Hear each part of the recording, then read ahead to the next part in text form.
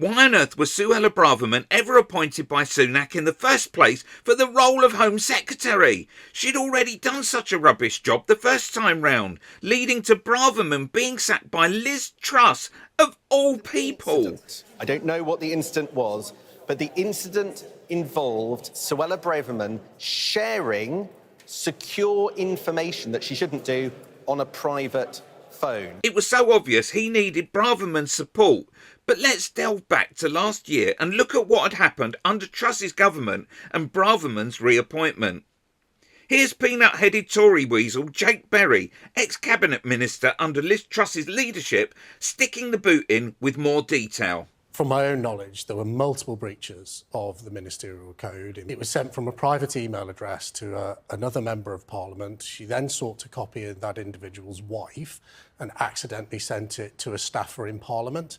To me, that seems a really serious breach, especially when it was documents relating to cybersecurity, as I believe. Here, Shadow Home Secretary Yvette Cooper wants to know more information on Braverman's slack security. Questions for the Home Secretary that the government needs to answer.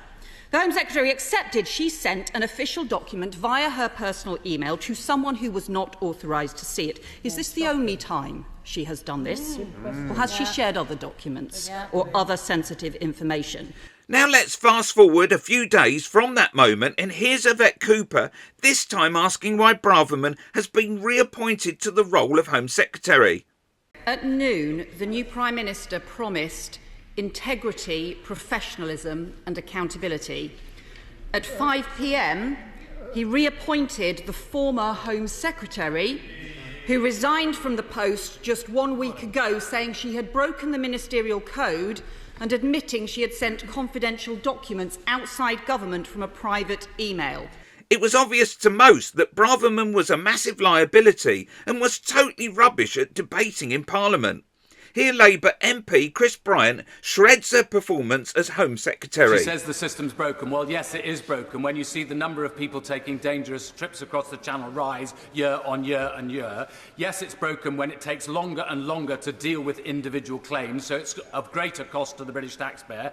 Yes, it's broken when you have thousands of people in completely inappropriate accommodation, which is probably breaking the law, and they may end up having to seek compensation against the government, again threatening the taxpayer. Yes, it's broken when ministers, a Home Secretary, breaches the ministerial code 6 times and only thinks that she has to step aside for 6 days.